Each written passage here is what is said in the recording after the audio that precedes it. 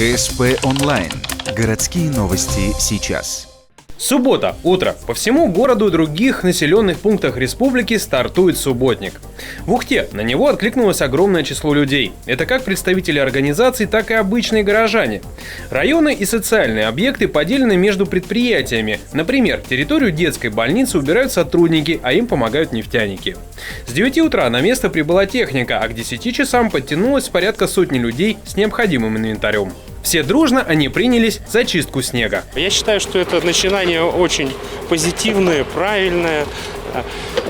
Безусловно, у нас есть определенные трудности, поскольку последние 2 недели у нас очень высокая заболеваемость, и мы работаем с колоссальными перегрузками, но тем не менее коллектив вышел на работу достаточно активно. Задача активистов – убрать ледяные сосульки по краям крыши, почистить от снега прилегающую территорию, стоянку для колясок.